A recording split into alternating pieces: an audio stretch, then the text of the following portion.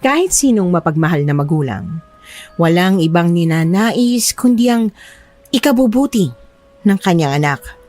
Lalong-lalo na ang isang ina na nakahandang gawin ang lahat para lang mailigtas ang pinakamamahal niyang anak. Ganyan po ang tema ng ating kwento ngayon.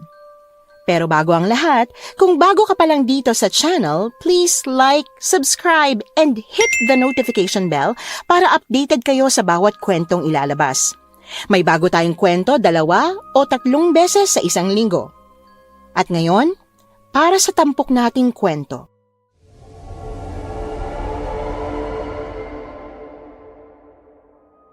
Ay, lintik ka talagang bata ka. Pinatawag ako ng teacher mo. Hindi ka raw pumapasok sa school. Nakita ka raw ng principal na tumatambay kasama ng mga barkada mo at ilang beses ka na rin daw nakikitang umaakyat sa bakod ng school para mag-cutting. Magpaliwanag ka nga, Debbie. Si mama naman ang aga-agang mag-rap eh. Di ba pwede magalmusal muna? Sumasagot-sagot ka pa talaga ha? Pero ang tanong ko hindi mo masagot. Ma, gutom lang yan. Kain na muna tayo. Tama si Debbie. Mamaya na natin pag-usapan yan. Ihanda ko lang ang pagkain. Ayos ka lang? Oo, ayos lang. Saglit lang, maghahanda lang ako. Sige po pa, pakabilis na lang po ah. Siraulo ka talagang bata ka. Imbis na tulungan mo ang papa mo, nakaupo ka lang dyan agad at... Ano ba akala mo? Akala mo kung sino kang anak na presidente ha?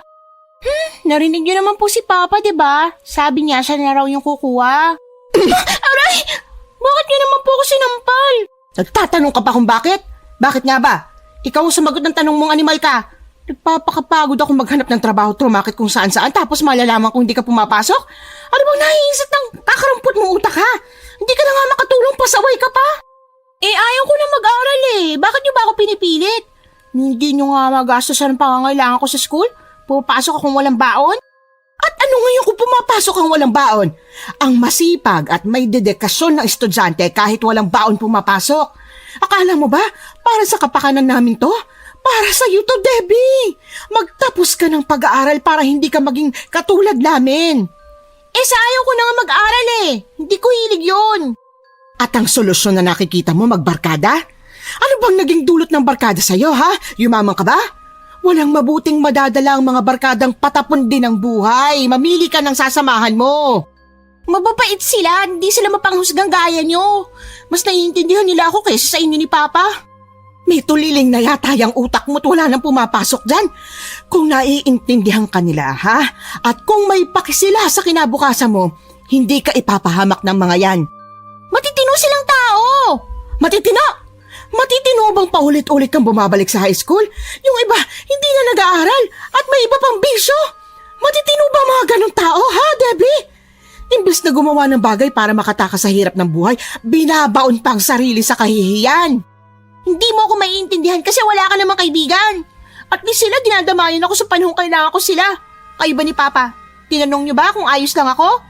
Kaya niyo lang naman ako gusto makapagtapos ng pag-aaral para kapag malaki na ako naman na magtatrabaho para sa inyo eh. Ang sarap mo talagang batukan ng paulit-ulit para maalog yung utak mo. Hindi ako nagpapakapagod sa pagtatrabaho para lang sa amin ng papa mo. Para yan sa'yo, sa inyong magkakapatid.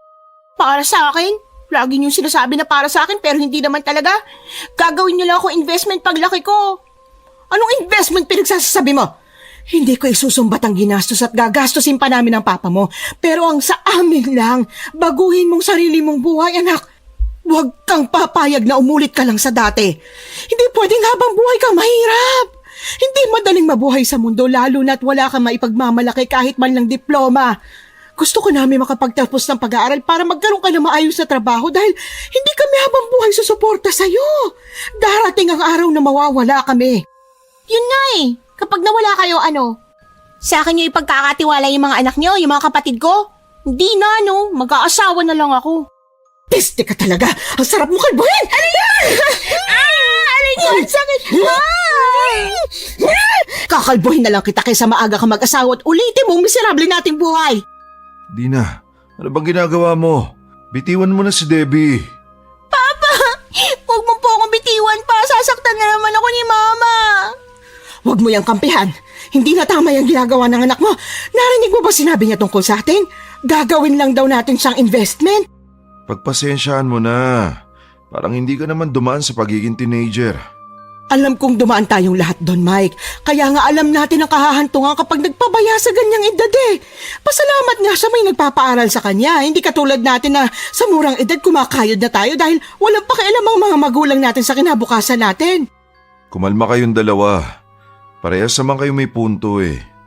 Siguro naiisip yun ni Debbie dahil ganito ang kalagayan ko. Ako dapat ang nagtatrabaho pero dahil sakitin ako, hindi ko magawa. Sayang lang ang pinundar nating tricycle at hindi ako nakakapamasada.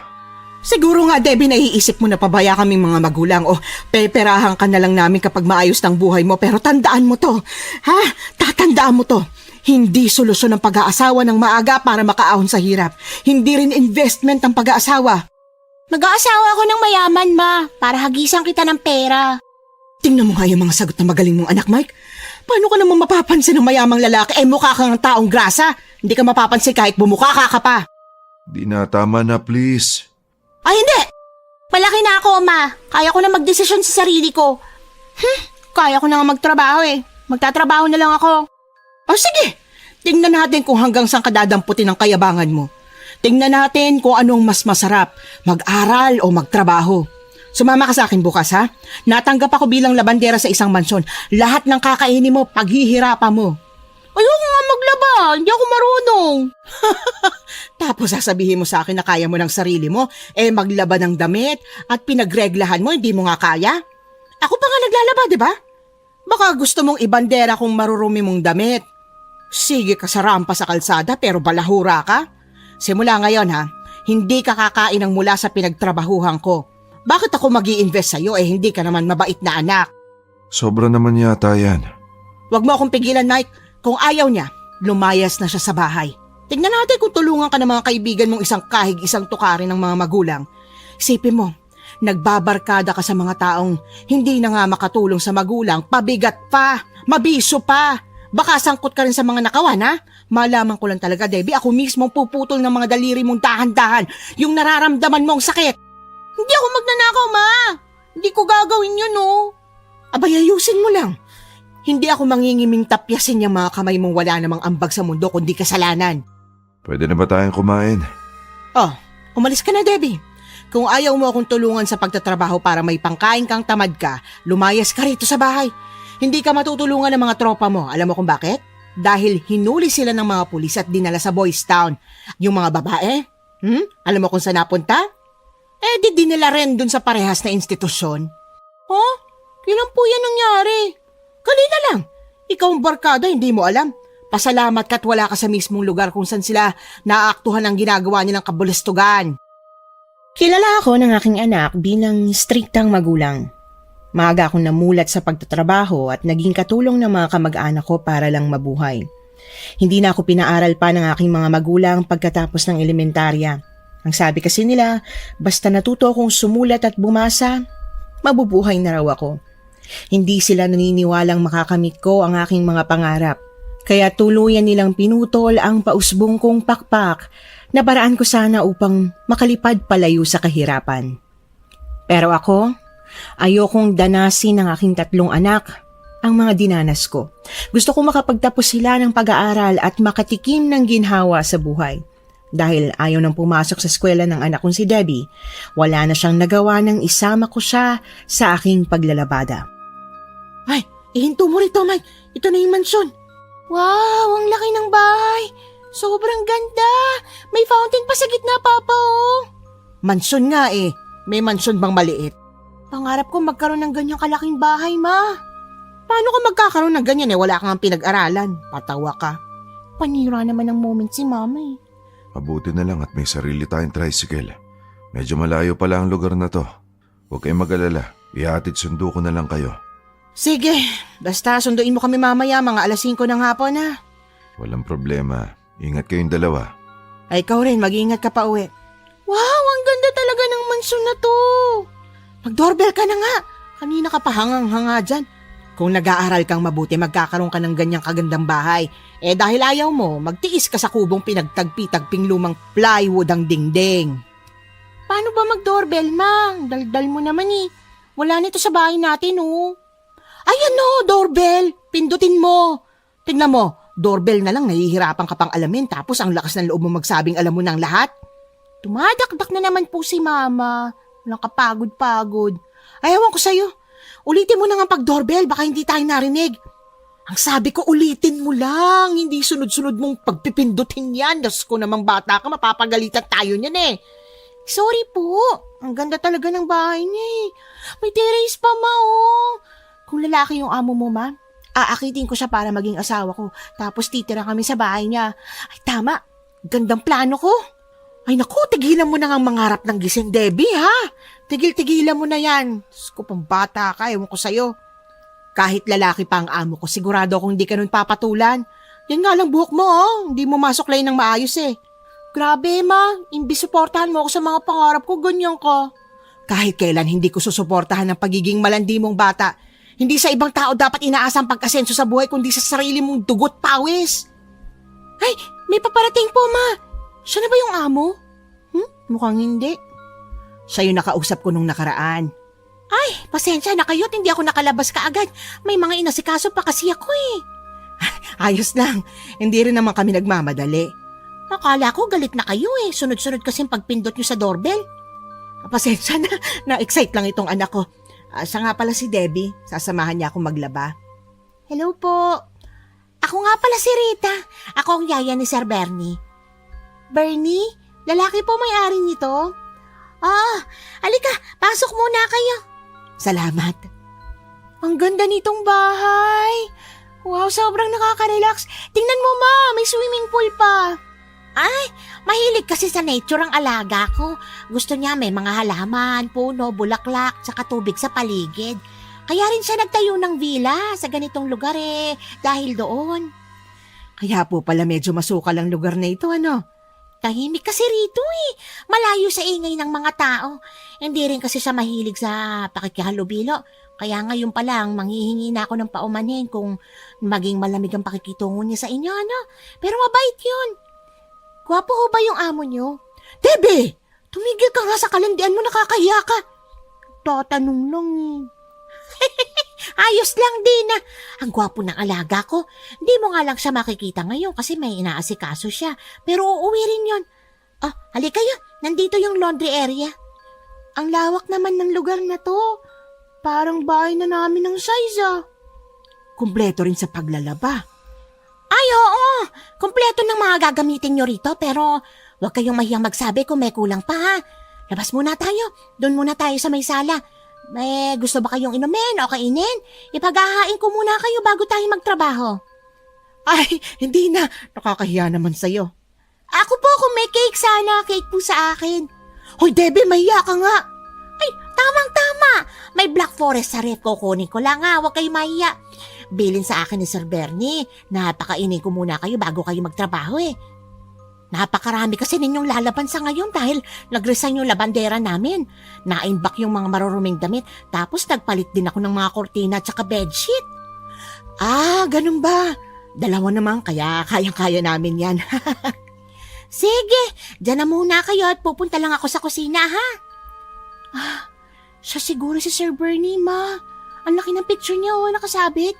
Pero parang sobrang luma na ng picture. Sa tingin ko, hindi lang yan basta picture, parang painting yan. Kamukha siya ng isang artista, pero ang weird ng taste niya sa mga display map. Nakakatakot tingnan yung mga manika doon, oh. May mga dambuhalang statwa pa siya ng mga lalaki. Dahil mahilig si Sir Bernie sa mga nakakatakot na bagay. Kinulat niyo naman po ako, Manang Rita. Pasensya ka na kung nagulat ka, ha? Kumain na kayo. Wow, mukhang masarap ang cake, ah. Patikim? Sarap nga. Ngayon ako nakakain ng ganito kasarap na cake. Maraming salamat, Ate Rita. Walang anuman. Basta kapag kailangan niyo ako, huwag kayong mahiya na magsabi. Nandyan lang ako kung saan-saan. May gusto nga pala akong sabihin ng mga rules dito sa bahay. Ano ho yun? Mahigpit na ipinagbabawal ni Sir Bernie ang pumasok sa kwarto niya, maging ang maglibot-libot sa bahay niya. Tanging sa laundry area lang kayo pwede, sa dining area at saka sa sala. Ako, walang arte si Sir Bernie pero importante lang sa kanya ang salitang privacy. Tatawagin ko na lang kayo kapag kakain na. Ayaw din namin dito yung malikot ang kamay ha, lalo ng paglaruan ng mga koleksyon ni Sir. Makakaasa po kayo dyan. Sa paglalaba, ayaw ni Sir Bernie na palaban sa iba yung mga underwear niya, kaya huwag niyong laban kung may makita kayo, itabi niyo lang. Pwede niyong iwasin ang mga labahin pero kailangan pa rin kusutan pagkatapos para siguradong malinis, ha? Sa usapang bayad naman, makakaasa kayong walang magiging problema ron. Pwede kayong mag-advance kung gusto niyo. Kuha niyo ba? Kuha namin, Ate Rita. Ay, salamat naman. Sige na, kumain na kayo. Ibababa ko lang iba pang lalaban niyo, ha? Salamat po. Sarap nito, ma. Tikman mo. Sige, kumain ka lang ng kumain dahil mamaya magtatrabaho ka na. Grabe, ma. Pwede bang kumain muna tayo? Trabaho agad ang nasa isip mo eh. Kailan kaya uuwi si Papa Bernino? Gusto ko na siyang makilala. Naku, tumigil ka nga sa inaasal mo, Debbie. Nakakahiya ka talaga. KJ mo, ma. Hindi ko na pinahaba pa ang diskusyon at nagsimula na kaming maglaba. Tahimik lang ako at seryoso sa pagtatrabaho dahil ayoko makaramdam ng pagod. Pero inis na inis ako sa aking anak dahil napakaligalig niya at maingay pa. Para akong may kasamang bata na sawayin. Ma, gabi na. Hindi pa ba tayo tapos? Malapit na tayong matapos. Malapit na ako lagutan ng hiningi. Hindi ko na kaya, ma. Upo muna ako, Nakita mo na, paglalaba pa lang sumusuko ka na. Ganito kahirap kitain ng pera kapag wala kang pinag-aralan, ano? Hindi naman po ako magiging labandera habang buhay. Kapag nakakuha ka ng asawang batugan at walang kwenta, walang dudang ganitong sasapitin mo. Kaya ka pinag-aaral para hindi ka matulad sa kapalaran namin. Sus, hanggang dito ba naman, ma? Ingay-ingay nyo? Diyos ko naman, walang patawad. Ay, wag mo ako sinasagot ng ganyan ha. Kung ituring mo ako para mo akong barkada, matuto kang rumispeto. Sorry na po. Pero wag kayong mag-alala. Itong bahay, magiging sa atin to balang araw. O kaya magkakaroon tayo ng ganitong bahay. Sus, tumigil ka na sa kahibangan mo. Kung di naman din galing sa pagsisikap mo, hindi ako titira sa bahay na gano'n, ano? Ma, nakita mo na ba yung may-ari ng bahay na to? Hindi pa. Si Ate Rita lang ang nakakausap at naaabutan ko rito. Ay, ilagay mo nga itong na to yung damit sa gilid. Kukusutan ko mga damit para bukas, iwawasin ko ulit. Pagkatapos nun, uwi na tayo. Sige po. Siraulong patang ito. Ayaw pagsikapan ng mga bagay-bagay. Gusto madali ang paraan. Balang araw matututunan niya. Ang mga bagay na nakuha sa madalian, madali ring nawawala. Di ko alam kung saan ako nagkulang sa pagpapalaki sa anak kong ito. Ay! Mama! Debbie! Debbie, nasaan ka? Naku, wala pala siya rito. Lokong bata ito, pasaway talaga. Mama! Nandyan na! Mama, tulong po! Diyos ko po, anong ginagawa mo riyan sa taas ng malaking statwa? Makita ka ni Ate Rita dyan, bumaba ka na! Yung malaking aso, gusto po ako lapain eh! Ay, naku po, ang laki nga! Shi! Lumayo ka sa anak ko! Ate Rita! Ate Rita! May malaking aso po rito! Gustong kagatin ng anak ko! Ako habulin mo aso ka! Dito, bilis!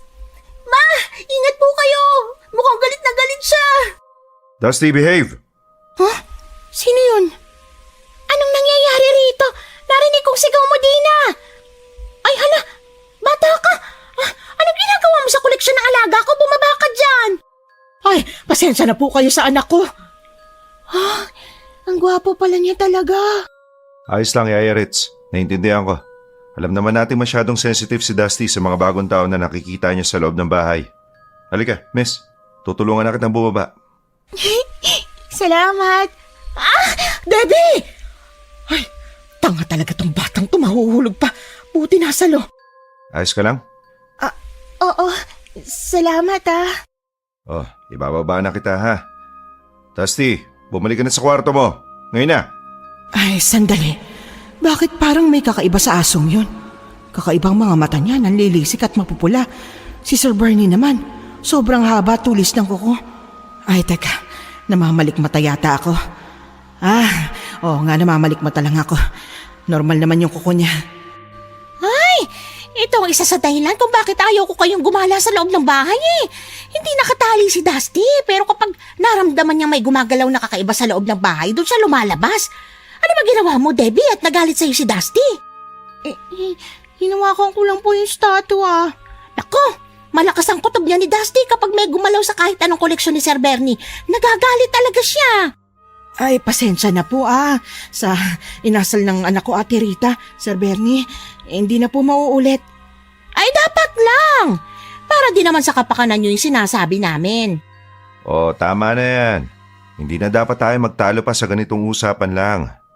Yaya Ritz, pakibigay na ang sahod nilang dalawa ngayong araw. Doblein mo na. Dalawa pala silang nagtatrabaho dito. Hindi ba't arawan ng trabaho nila? Ay, oo nga pala. Etong bayad nyo ngayong araw. Pero hindi pa namin tapos yung trabaho. Hindi mahalaga. Arawan ang usapan natin, hindi ba? Kahit matapos ang trabaho o hindi, babalikan nyo naman yan bukas, hindi ba? Oo naman po. Salamat po. Ang gwapo niya. Ganyan ang tipo kong lalaki. Tumigil ka nga, nakakayak talaga. Ang gwapo talaga, ma. Papakuran ko na siya kaagad. May sinasabi ka? May kailangan ka pa ba, miss? Wala naman po. Ang ibig ko lang sabihin, ang bait niyo naman po, Sir Bernie. Mukhang malayong pinanggalingan mo May dala ka pang maleta eh. Tumigil ka nga, Debbie. Oo. Galing ako sa business meeting. Pasensya na ha. Gusto ko pa sanang kilalanin kayo kaso napagod ako sa biyahe. Kailangan ko na magpahinga. Wala pong problema. Pauwi na rin naman po kasi kami. Pasensya na po talaga. May ibang araw pa naman para magkakilala tayo, sir. Good night, Sir Bernie. Sweet dreams. Mapanaginipan mo sana. Si Mama naman nananabunot. Ilugar mo yung kalandian mo. Good night din. Yaya Ritz, ikaw na po ang bahala sa kanila. Si Dusty, pakainin mo ng paborito niyang pagkain. Ay, huwag ka mag-alala. Ako na bahala sa lahat. Hindi ka ba kakain? Iiniti ko lang yung paborito mo. Kumain na po ako. Magpapahinga na ako ha. Bye, sir. Ma'am, initian niya ako. Umayos ka. Huwag mo ko ipahiya dito. Naku, umanda ka sa aking pagka-uwi. Samahan ko na kayo palabas, ha? Salamat po, Ate Rita. Bukas, ha? Sana hindi na ito maulit. Para rin naman sa kapakanan niyo yung mga sinasabi ko. Oo, alam po namin. Naku, hindi na po mauulit. Pasensya na po talaga. Sorry po, Manang Rita. Baka pagalitan po kayo ni Sir Bernie dahil sa amin. Ay! Mabait si Bernie! Wag lang talaga siyang sasagarin. Naku, kanina pa yata nasa labas ang papa mo. Puntahan mo na nga. Baka nakatulog na yun sa tricycle. Sige po. Dito na kami, Ate Rita. Ingat kayo, ha? Opo, salamat. Kala ko anong oras pa kayo lalabas eh. Kanina pa ako rito. Pasensya na. Marami kasi kaming nilaban eh. Di pa nga kami tapos. Hindi naman kasi nakatulong tong anak mo na may ruwisyo pa. Ano na naman ang ginawa mo, Debbie? Naku, sa bahay na natin pag-usapan. Sobrang nakakahiya ang anak mo. Hindi ko alam kung kanino yung nagmana. Pa, magkakaroon ka na ng manugang. Manugang? Yung may-ari ng bahay na yan. Mapapangasawa ko siya. Mukhang pagod ka talaga. Nadidiliryo ka, anak. Nakita mo na kung gaano kayabang yung anak mo? Diyos ko, umuwi na nga tayo. Sumakay na kayo. Kailangan na talaga nating umuwi. Kawawa yung dalawang bata ron, walang kasama. Habang nasa biyahe, hindi na talaga ako nakapagpigil na sabunin ang anak ko dahil sa inasal niya sa mansyon. Ikaw talagang bata ka. Mas makati ka pa sa higad. Kung makatitig ka kay Sir Bernie, parang hinuhubaran mo pa. Ma, makalaglag panty naman po talaga yung itsura niya. Ganun yung mga tipo kong lalaki. Laging naka-eyeglasses, naka-v-neck na damit, matangos yung ilong, maputi, at may magagandang mga mata. Tapos pantay na pantay pa yung mga ngipin niya. Ma, parang pwede kang isalya sa pader. Ma, aray! Kailangan talagang manampal. Bakit ganyan ka mag-isip, ha? Saan mo natututunan yung mga ganyan pananalita? Nagbabasa ka na naman siguro ng pocketbooks, ano? Naku si Mama, may iniisip na naman kakaiba. Tigilan mong pagpapantasa kay Sir Bernie. Hindi ka papatulan nun. Grabe ka naman, Ma, anak mo ko. Dapat sinusuportahan mo po ako. Bakit ko naman susuportahan ang kalandian mo? Ma, ito na yung solusyon natin para makaahon sa buhay, oh. Nakikita ko na yung future ko. Maglalakad ako pababa sa mahabang hagdan doon habang hawak yung kamay ni Sir Bernie at sasabihin, Aray, ang sakit! Ano po ba yun? Naalog yata ang utak ko. Ang lakas ng preno ni Mike. Okay lang ba kayo dyan? Pasensya na kayo. May nakita kasi ako nakaharang eh. Ano bang nakaharang? Patingin nga. Ano yan? Na, tao yan ah. Mukhang hindi siya tao. Huwag kayong bababa. Sa tingin ko halimaw siya. Halimaw? Pero maayos yung pananamit niya. Ha? Nakita niyo po ba yun? Parang kumukulubot yung mukha niya at lumaki ang tenga. Sabi sa inyo eh, hindi siya pangkaraniwan. Baka aswang. Tingnan niya yung mga kuko niya, sobrang haba. Nalilisik ang mga mata. Bakit parang galit siya sa atin, Ma? Nakakatakot yung dila niya mahaba. Pinandila niya pa sa paligid ng labi niya. Mukhang kakainin niya tayo. Huwag kayong magpakita ng takot. Mas natutuwa pa ang mga aswang kapag naaamoy nila ang takot ng isang tao. Kumapit kayo. Iaharurot ko ang tricycle. Sasagasaan ko siya. Ano? Teka, sandali! Eto na. Kapit! Ay! Mike! Pakiramdam ko titilapon ako, Ma! Kumapit ka lang! Ah! Debbie! Nakailag siya. Mababangga tayo, Mike! Mike! Ah! Salamat sa Diyos. Mabuti na lang at hindi tayo nalaglag sa bangin. Sira ulo ka! Nalaglag si Debbie! Aray! Ang sakit ng ulo ko, nauntog ako. Ang bilis mo kasi magpatakbo eh. Si Debbie nalaglag. Oo, sandali. Huwag mong hubarin ang shorts ko. Huwag mong ilahin. Bababa na ako. Naku, naloko na. Bakit? Si Debbie, kaharap na ang halimaw. Ano? Debbie! Anak! Sandali, Dina. Sasamahan kita. Dina! Huwag mong sasaktan ang anak kong halimaw ka! Ah! Aray! Humahaba ang dila niya! Kasing sakit ng latigo! Hindi ako makalapit. Debbie! Anak! Diyos ko, Mike! Hinimatay ang anak natin! Umalis ka sa anak ko. Alis! Akala mo hindi ako handa ah. Palagi ako may dalang isang maliit na timbang may asin. Palagi akong handa sa pagsalakay nyo. Tumakas na siya, Mike! Mabuti naman. Akala niya kakayanin niya tayo. Debbie! Debbie! Dahan-dahan, Dina. Baka matapilo ka. Debbie! Anak! Nawalan siya ng malay dahil siguro sa takot. Bubuhatin ko siya para makauwi na tayo. Tila may nagkakarera sa aking dibdib nang makita ang aking anak na walang malay. Dali-dali namin siyang inuwi sa bahay, mabuti na lamang at habang nasa daan ay nagkamalay na siya. Akala ko hindi na siya magigising. Pagkarating namin ng bahay ay ihiniga siya ng aking asawa sa kanyang kama. Tsaka naman nagising si Debbie. Ma! Ano? Debbie, ayos ka lang? Pasensya ka na, anak ha. Hindi ko na malaya na nalaglag ka sa tricycle. Kamusta naman ba ang pakiramdam mo? Masakit po ang katawan ko. Ano po kaya yung nilalang na yun? Hindi na yun mahalaga. Ang mahalaga ay ligtas ka. Aray! Ang sakit po ng sugat ko. Saan sugat? Patingin niya ako. Ay, oo nga, may kagat ka sa leeg, anak. Parang tuklaw ng ahas, ha. Dalawang matulis ng ngipin ang bumaon. Diyan ka lang, huwag ka aalis. Kukunin ko lang yung panggamot ko. Panggamot? May kaunting kaalaman ng mama mo sa panggagamot. Eto na. Tumabi ka na muna saglit, Mike. Kailangan natin maggamot yan. Hindi natin alam kung may rabies yung aswang na yon. Aray, Ma! Masakit po! Tiisin mo. Kaysa naman mamatay ka. Mabuti na lang talaga at sa leeg lang ako nasugatan. Hindi ko kayang masira yung mukha ko, Mama. Ako, hindi ko na rin kinakaya yung kaartehan mo. Tumigil ka nga dyan. Napahamak ka na. Yan pa rin ang iniisip mo. Kasi naman po, itong mukhang to ang aahon sa atin sa kahirapan, kaya hindi to pwedeng masira, ano? Ay, sabi kong tumigil ka na. Ba't niyo naman tinidiin ang pagpahid ng gamot, Ma? Sakit po kaya. Huwag mo naman masyadong diinan. Baka lalong lumala ang sakit niya. Nagpibiro lang naman po ako eh. Mama, Papa, totoo ba talagang aswang yung halimaw na yun? Walang duda. Aswang nga yun. Pero bakit niya kaya tayo sinalakay? Hindi po ba yung mga buntis na nga sinasalakay ng mga aswang? Hindi sa lahat ng pagkakataon. May iba't ibang aswang, Debbie. At sigurado akong ang aswang na nakita natin ay ibang uri ng aswang na alam natin. Bantayan mo anak natin. Tapos ko nang linisin yung sugat niya. Magluluto lang ako na makakain natin. Hindi na po ako kakain, Ma. Gusto ko na po magpahinga. Sigurado ka ba, anak? Bukas na lang po ako kakain. Pagod na po talaga ako ngayon eh. Sige, kung yan ang gusto mo. Halika, Dina. Pero, Huwag ka nang kumontra. Pagpahingin na muna natin siya. Halika sa kusina.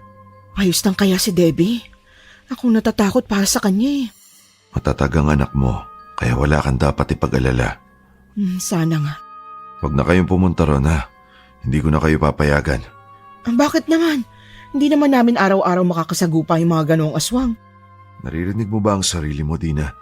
Pupunta ka pa rin doon kahit alam mong delikado sa daan. Paano kung sugurin ulit tayo ng aswang? Paano kung mahuli ako ng dating? Hindi mo na iintindihan. Kailangan natin ng maayos at permanenteng trabaho. Lumalaki na yung mga anak natin. Kailangan natin ng trabaho makakasuporta sa kanila. May trabaho ka nga. Paano kung mamatay kayo dahil sa mga aswang na gumagala? Anong may dudulot niyang trabahong sinasabi mo? Napahamak na nga ang anak mo. Hindi nga pwede, Mike. Ngayon pa na minsan pasumpong-sumpong ang kondisyon ng katawan mo. Kailangan natin ng pera bukod sa minsanang pamamasada mo. Bahala ka na nga. Basta palagi kayo mag-iingat, ha. Palagi kang magdala ng asin. Kahit itago ay hindi ko rin maiwasang hindi pangunahan ng takot.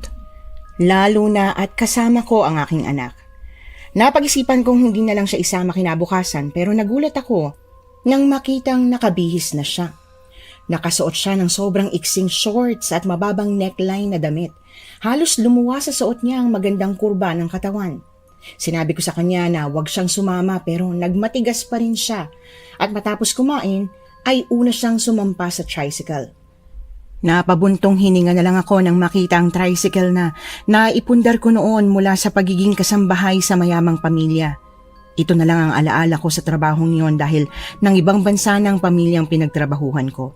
Wala na akong nagawa kundi ang isama si Debbie. Nang makarating kami sa mansyon ay kinikilig siya habang nagdo-doorbell. Ding dong, ding dong, ding dong. Anong ginagawa mo? Di mo naman sinabi may talent ka pala sa paggaya ng tunog. Sana sinabi mo para kapag may tao sa bahay, ikaw na lang ang gawing doorbell. Si Mama naman panira ng araw eh. Tingnan mo, Ma. Ikot ako. Di ba ang sexy ko? Bakit pa ganyan ang suot mo? Maglalaba tayo, hindi sasali sa fashion show. Hindi naman porke labandera tayo, Ma. Kailangan mukha na po tayong losyang. Kailangan may poise pa rin. Tingnan mo to, Ma. Mukha na ba akong model? Huwag ka sumantal dyan sa gate at baka magbukas. Oh, ayan na nga. Mama ko! I'm so sorry. Hindi ko alam na may taong nakasandal sa gate. Okay ka lang ba? Okay lang ako. Ang tigas ng dibdib mo. Debbie! Halika nga rito. Haliparot ka talaga. Good morning po, Sir Bernie. Pasensya na po kung pasaway itong anak ko. Good morning rin po. Wala pong problema. Ako na po yung nagbukas kasi busy si Yaya Ritz eh. Salamat po. Pasok na po kami. Kumain na ba kayo? Pwede ako magpahanda ng pagkain bago kayo maglaba. Busog na ako. Makita lang kita. Ha? Nakakahiya ka talagang bata ka. Umayos ka. Pasensya na po kayo sa anak ko. Palabiro po talaga yan eh. Ayos lang po yun. Sigurado po ba kayong ayaw niyong kumain? Ay, kumain na po kami, sir. Huwag po kayo mag-alala. Kailangan na po namin mag-umpisa para matapos po kami kaagad ng labahin namin eh. Kayo po ang bahala. Basta kapag may kailangan po kayo, tawagin niyo lang si Yaya Ritz, ha? Hindi ba pwedeng ikaw ang kailanganin? Aray ko, Ma! Tumigil ka na, nakakahiya ka na. Nako, huwag niyo na po siyang intindihin, sir. Hindi lang po siya nakainom ng gamot niya. Gamot? Wala naman ako sakit. Hindi naman. Tumigil ka na. Halika na rito. Iwan ko na po muna kayo, ha? May aasikasuin lang ako. Sige po, sir. Bye, sir. Aray ko naman, Ma. Puro na lang po kayo pangungurot at pananabunot eh. Masakit pa nga yung sugat ko sa leeg, no? Oh, bakit? Kasalanan ko? Pinagpapahinga kita sa bahay. Sige kang pilit na sumama. Kung di ba naman haliparot ka talaga eh. Nakita mo po ba may tingin sa akin ni Sir Bernie? Parang nadadala na po siya sa pangaakit ko. Kunti na lang, Ma. Maglalaway na rin siya sa akin. Ano siya? Aswang para maglaway sa'yo? Tigilan mo na nga yung pagpapantasa at magtrabaho na tayo. Hanggat maaari matapos natin ito para hindi na tayo gabihin mamaya. Debbie, ano na? Nandiyan na po, Ma. Pwede po bang chill kayo?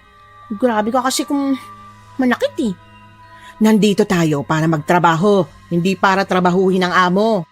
Pero alam mo, Ma, ang bango-bango ni Sir Bernie. Ang sarap niyang...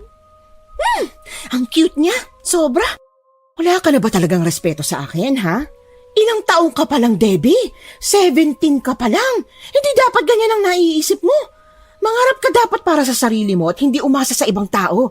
Ihiwalay mo itong mga dekolor sa puti at baka hindi kita matansya. Ikaw ang paghiwa-hiwalayin ko. Si Mama panira talaga eh. Hindi naman po ako nangangarap para sa sarili ko, no? Siyempre kapag yumaman ako, kasama kayo. Eh, hindi ko kailangan. Ang kailangan ko, kumilos ka ngayon.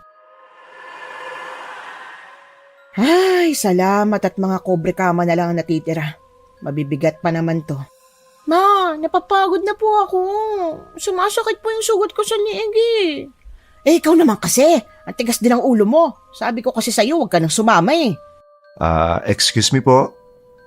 Sir Bernie, Hi, Sir Bernie. kita mo tong batang to. Biglang sumigla. Hello po.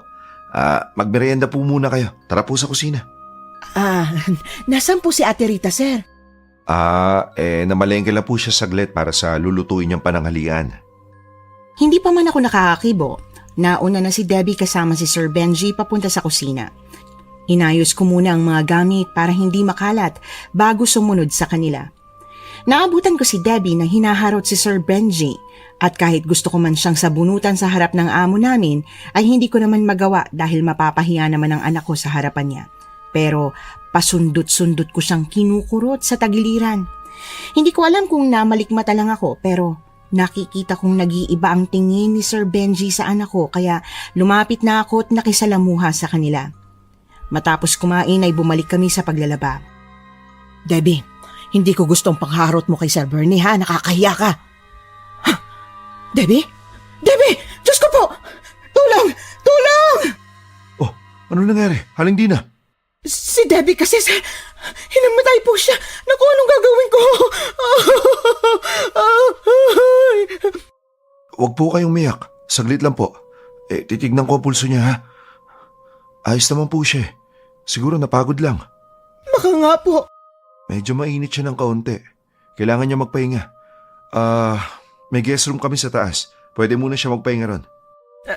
Hindi ho ba nakakahiya, sir? Wala pong kaso yun. Sir, nahihiya na po talaga ako. Pero sa ngayon ay lulunukin ko muna yung hiya ko. Tatapusin ko lang po itong paglalaba at mga bandang hapon po uuwi na rin po kami. Huwag po kayo mahiya. Hindi na po kayo iba sa amin. Sir, ayos lang din po ba kayo? Ayos lang naman ako. Para po kasing namumula yung mga mata niyo eh. Wala to. Meron kasi akong kondisyon na namumula ang mata kapag medyo nasisikatan ng araw eh. Hindi na to mahalaga. Kailangan na natin siyang dalhin sa guest room. Sumunod ka sa akin. Opo sir. Naku, mukhang mainit ang anak mo. Meron ba siyang sakit? Ano kasi, may nangyari sa amin kagabi kaya yun, may kumagat po sa kanya. Ganun ba? Bakit pumunta pa siya rito? Po? Ang ibig ko sabihin, sana hindi na lang siya pumunta rito.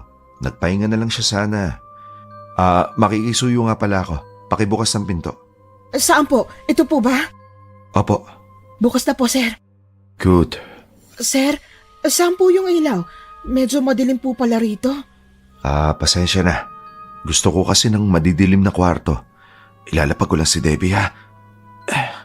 Diyan ka lang muna sa pwesto mo. Bubuksan ko lang ang harang sa bintana. Mukhang sobrang kapal po ng tabing sa bintana. Halos wala na pong makita dito sa loob. Pasensya na. Nasaan po banda ang ilaw? Bubuksan ko na lang po. Pasensya na, hindi ko nasabi. Pundido kasi yung ilaw ng kwartong to. Hindi ko pa napapalitan eh. Ano yan? Debbie? Ayos lang po si Debbie. Pasensya na, naihagis ko siya ng kaunti pero hindi naman ganun kalayo. Ano po yung nadidinig ko? Parang may sumisip-sip. Sandali lang po ha. Bubuksan ko lang ng kaunti ang bintana. Ako na po kaya, sir. Baka pinahihirapan na po kayo ng anak ko eh. Hindi, ako na. Sandali lang. Mas kabisado ko ang kwartong to. Ako na lang po. Nakakahiya naman po sa inyo. Ako na nga! Eh... Sorry po at nasigawan ko kayo. Ayos lang po. Ayan na po. Kalahati lang po ang binuksan ko at baka masilaw si Debbie. Medyo nakakasilaw nga po, sir. Sir, mahilig po talaga kayo sa mga kakaibang figurine, ano? Oo. Lahat ng guest room ko may ganitong disenyo. Sobrang weird ko ba sa paningin niyo? Ay, hindi naman po.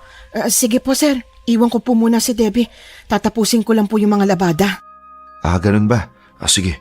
Sabay na tayo sa pagbaba. Ipinagpatuloy ko ang paglalaba kahit na kinakabahan ako sa hindi ko malamang dahilan.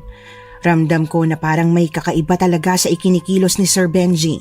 Maging sa kagamitan niya sa loob ng bahay ay ramdam kong napaka-weirdo. Parang may sa demonyo ang mga display lalo na sa guest room. Parang hindi pangkaraniwan ang presensya ng mga figurine ng mga tao kahit ang mukhang mga anghel ay iba rin sa aking pakiramdam. Parang may negatibong enerhiya ang mga yon. Pero itinikom ko ang aking bibig. Minadali ko na lang ang paglalaba upang maaga akong matapos. Ay, Dina, gutom ka na ba?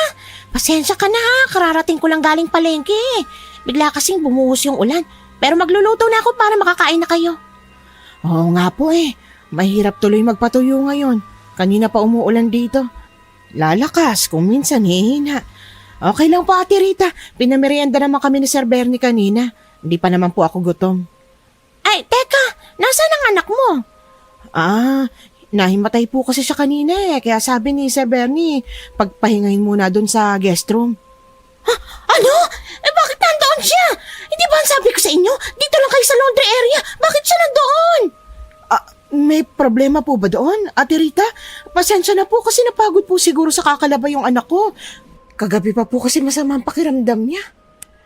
Kung ganun, sana iniwan mo na lang siya sa bahay niyo kaysa dinala mo pa siya rito. Nasaan guest room siya? Doon po sa second floor. Ano po meron? Bakit po kayo tumatakbo? Hintayin niyo po ko, ate. Ang bilis niya tumakbo. Kinakabahan tuloy ako. Lalo tuloy ako nagkaroon ng hindi magandang hinala. Dapat kasi hindi mo na siya dinala dito Pasensya na po, Ate Rita. Hindi na po mauulit. Bubuksan ko lang ang ilaw. Ha? Akala ko po pundidong ilaw dito. Kahit kailan wala pa kami napundidong ilaw. Pinapalitan ka agad namin kapag nasisira ay kapapalit ko nga lang ng bumbilya sa kwartong ito. Debbie! Naku! Debbie, bakit nasa sahig ka? Tulog pa rin siya. Debbie! Debbie! Anak, gising! Anak! Debbie! Ma... Oh, Diyos ko, anak. Pinag-alala mo ako. Ano bang nangyari sa'yo? Bakit nandito ka? Okay ka lang ba ha? Lupay pa yung itsura mo. Parang wala po akong lakas Para ka nang lalambot, anak. Ano bang nangyayari sa'yo? Ako, ang mabuti pa umuwi na muna kayo. Kailangan niya makapagpahinga. Umuwi na kayo. Pwede niyong gamitin ng telepono sa sala para tawagan ang asawa mo. Paano na po yung mga labahin namin? Ay, saka na yan. Pwede mo naman niyang balikan bukas. Ang mahalaga makapagpahinga ang anak mo.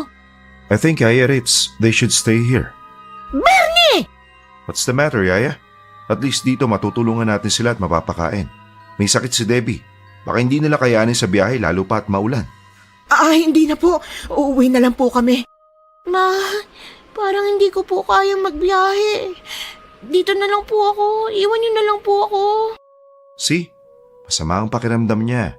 Baka lagnatin pa siya kung magpapaulan pa kayo. May tricycle naman sila, Bernie. Walang problema doon. Sige na, iuwi mo ng anak mo, Dina. Yaya, just this once, okay? Patuloyin lang natin sila kahit ngayon lang. Ma, hindi ko po talaga kaya magbiyahe. Nangihina na po ako. Darating naman ang papa mo, anak. Mabubuhat ka niya. Ang mabuti pa, bantayan mo na lang ang anak mo dito kung mananatili kayo pansamantala. Ibigay mo sa akin ang number ng asawa mo akong tatawag sa kanya. Dito ka na lang muna sa kwarto. Dadalang ko na lang kayo ng pagkain kapag nakaluto na ako. Huwag kayong gagalaw ng mga gamit dito, ha? Wala pong problema. Sabay silang umalis ni Sir Benji. Habang naglalakad sila palabas, naramdaman kong may namagitan sa kanilang katahimikan. Kakaiba rin ang tinginan nila. At bago nila tuluyang isara ang pinto, nakita kong parang nagtatalo sila pero ngumingi silang si Sir Benji kay Ate Rita. Hanggang sa nagtama ang paningin namin ni Sir Benji. Kakaiba na ang nararamdaman ko sa kinikilos nila pero binabaliwala ko lang dahil wala naman akong basihan sa mga hinala ko. Sinunod ko ang utos ni Ate Rita na bantayan si Debbie habang natutulog.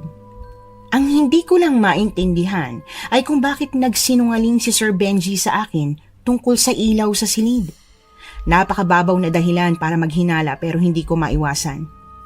Dinalahan kami ni Ate Rita ng pagkain pagkatapos niyang magluto. Sinubuan ko na lang si Debbie dahil nanghihina talaga siya. Hindi ko alam kung pag-iinarte niya lang o talagang totoo na masama ang pakiramdam niya.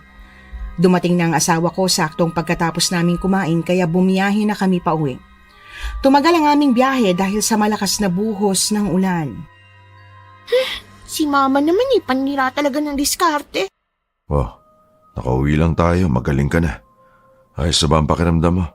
Medyo ayos na po. O bakit ka nakabusangot? Si mama kasi, dapat doon ako patutulugin ni Sir Bernie ang kaso tumanggi sila ni Manang Rita. Pagkakataon ko na sana yun para maakit si Sir Bernie. Ikaw talagang bata ka! Ma, huwag niyo naman po ang kurutin. Baka magpeklat yan eh. Wala akong pakialam kahit mamagapa ang mga kurot ko sa'yo.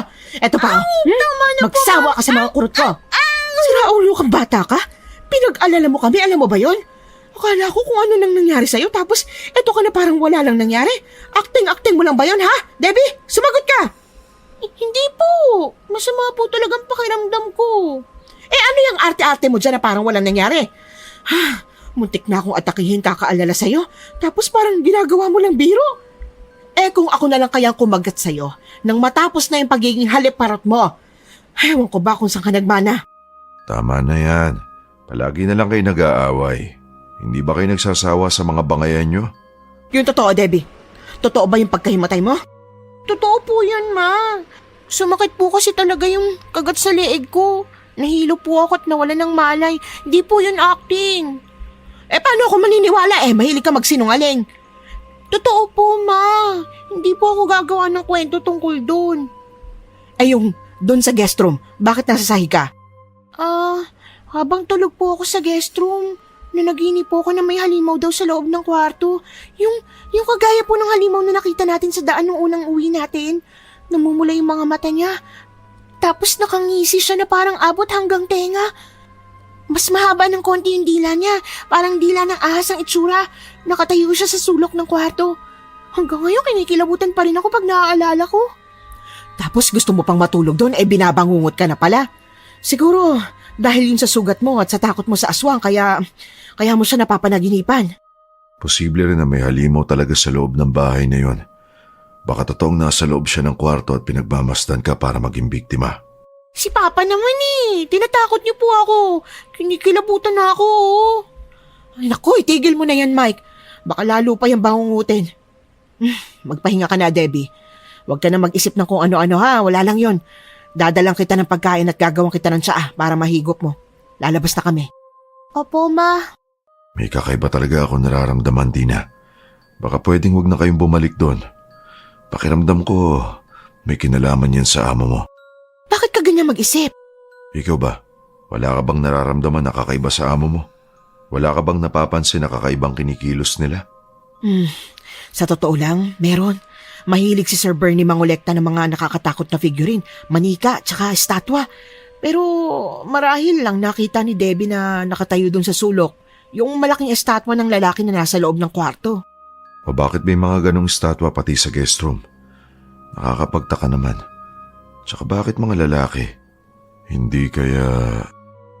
Nang gabing yon ay halos hindi ako nakatulog sa kakaisip kung anong meron kay Sir Benji at kung bakit kakaibang mga tingin niya. Parang pailalim kung tumingin siya kay Debbie. Matapos kong pakainin si Debbie ay napansin ko na sobrang taas ng lagnat niya. Madali ko siyang pinunasan at binihisan.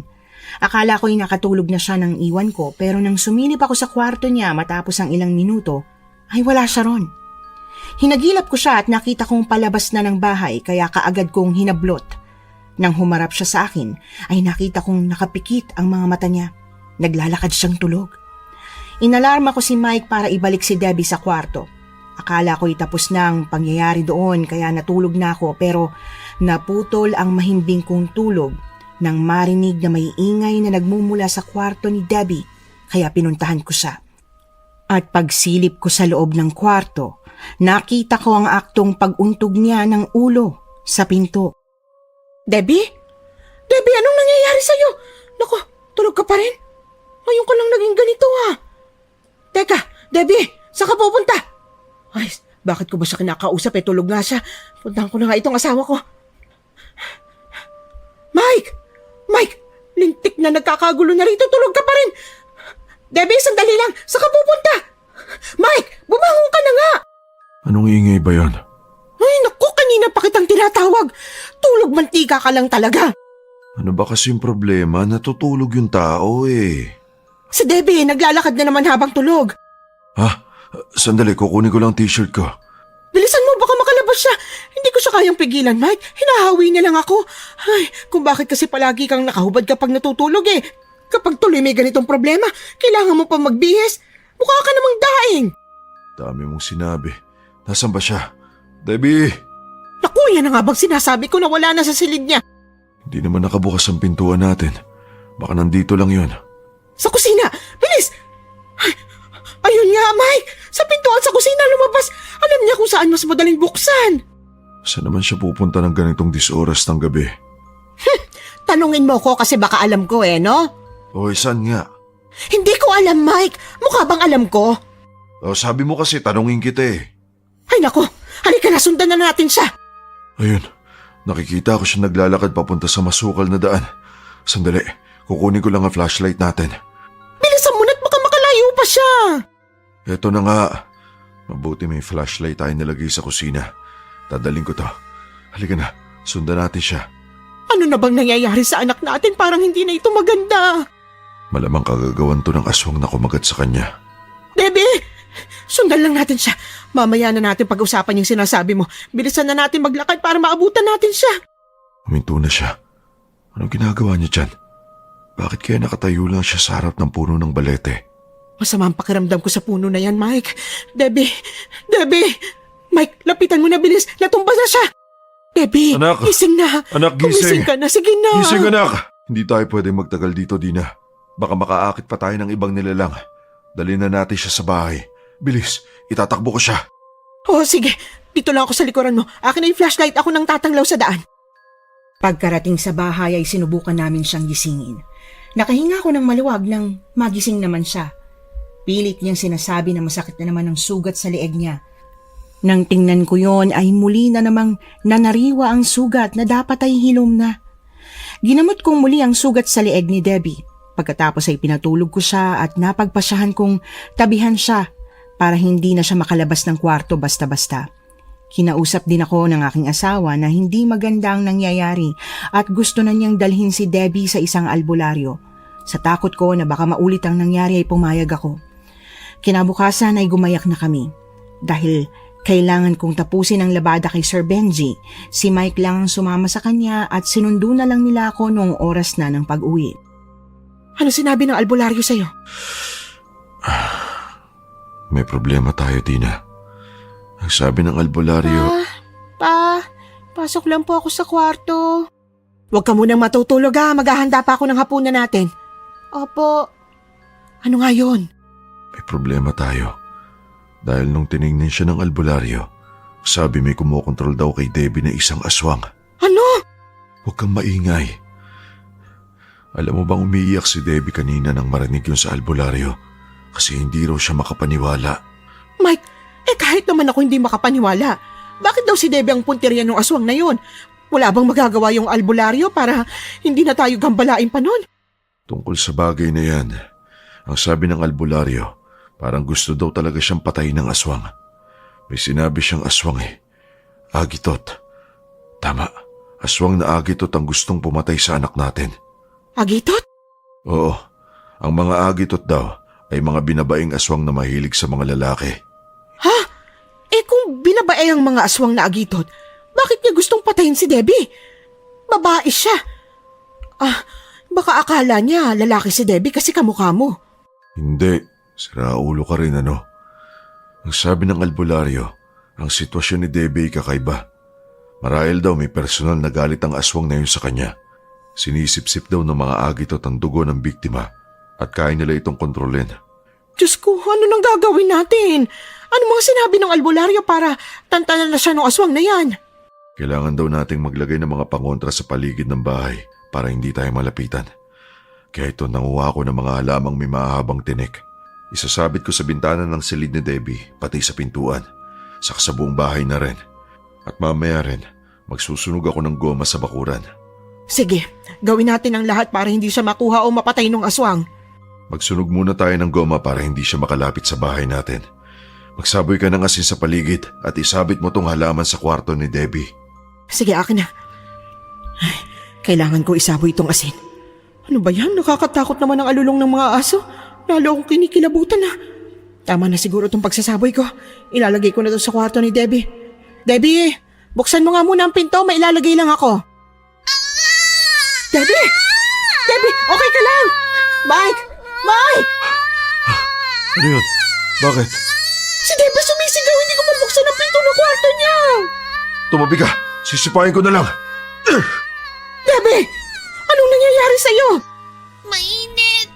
Mainit! Mainit! Ah! Debbie! Huwag mo sakalin ang sarili mo! Masakit! Masakit! Masakit! Debbie, kumalma ka lang. Kaya natin to. Ano bang maitutulong namin? Masakit! Masakit! Masakit! Panay kang sigaw, nakakairita! Oh, bakit mo binatukan? Nawawala na nga siya sa sarili niya. Oo nga. Pasensya na, anak. Nakalimutan ko may sakit ka. Ayoko na! Ayoko na! Ayoko na! Ayoko na! Ayoko na! O baka batukan mo na naman ha. Hawakan mo siya sa kamay. Pigilan natin siya makaalis ng bahay. Nasaan ang halaman? Ay, naku po. Hindi ko alam kung saan ko nailagay. Hawak ko lang yung kanina eh. Naloko na, Dina.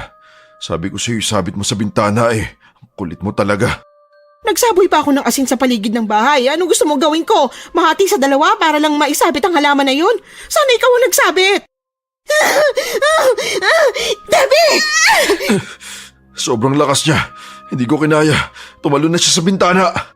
Debbie! Kapag ikaw nabalian ng buto, ihuhulog kita ulit. Bumalik ka rito! Ang galing niya.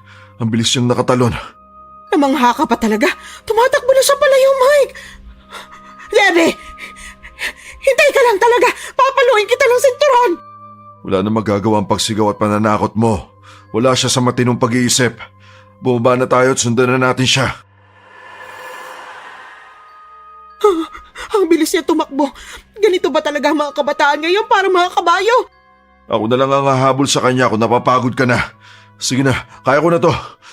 Hindi, sasama ako. Ayos lang. Ha? Ayun siya, Mike. Nasa may damuhan. Lapitan natin. Debbie.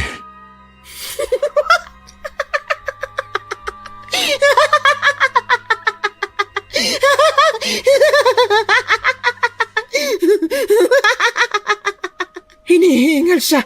Debbie, umuwi na tayo. Halika na. Ha? Nakatirik ang mga mata niya. Mike! Anong tinatawa mo dyan? Tumayo ka na at umuwi na tayo. Mukhang hindi to maganda. Parang may kakaiba. Mike, tingnan mo ito. Parang may nakatusok sa leeg ni Debbie, oh. Patingin niya ako. Ano ba yan? Malaking linta. Parang gumagalaw eh. Hindi yan linta. Para siyang mahabang dila. Dila? Nanggagaling sa kung saan ang dila na to. Yan ba ang dahilan kung bakit parang timang tong anak natin ngayon? Sasabuyan ko ng asin. Narinig mo ba yon? May dumaing na boses. Ang bilis siyang nahila ang dila niya. Sinisip-sip niya na naman ang dugo ni Debbie. Pasalamat siya. Wala akong dalang tabak kundi tapos talaga ang dila niya. Yun panigurado ang aswang na gumagambala sa kanya. Ang batang ito tuwang-tuwa pa sa nangyayari.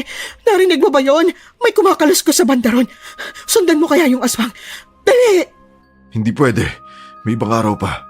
Sa ngayon, kailangan natin unahin ang kapakanan ni Debbie. Saan ka na naman pupunta, Debbie? Pigilan mo. Mukhang habulin niya ang nilalang na yon. Hindi pwede! Debbie! Ako nang bahala sa kanya. Ilalain mo lang ako. Oo, sige. Kumbigat na pala ng batang ito. Debbie, huwag ka malikot. Ano bang pinakain sa'yo ng aswang na yun at nagiging ganyan ka? Diyos ko naman. Debbie, Huwag kang bibitiw. Hindi ka niya makukuha sa amin. Kaya lumabang ka rin. Hindi ka namin isusuko. Wala na siya sa katinoan. Kailangan niya mahimasmasan. Kahit hirap na hirap kami sa pagpigil kay Debbie, ay pinilit pa rin namin siyang maiuwi sa bahay. Pagkarating doon ay inupo namin siya sa sofa sa sala. Panay pa rin ang iyak at tawa ng aking anak na para bang nababaliw na. Naiiyak na rin ako habang pinagmamasdan ko ang anak ko na wala sa katinoan. Ako nang bahala rito. Kumuha ka ng tubig. Sandali, kukuha na ako. Tubig. Natutuliro na ako. Nasaan na ba yun? Ayun, may galon. Pwede na ito. Bilis, Dina! Eto na! Ibuhos mo sa kanya. Oh, bakit pati naman yung galon binagsak mo sa kanya? Natataranta ako sa iyo puro ka utos!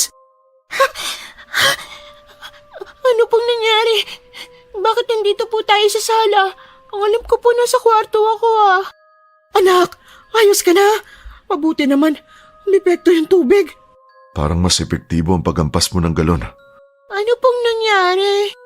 Anak, inaaswang ka na naman. Pumunta ka sa damuhan at may gumagawa ng hindi maganda sa'yo. Ho? Talaga ho? Natakot si Debbie matapos naming ikwento sa kanya ang nangyari. Pinakalma na lang namin siya at pinalakas ang loob.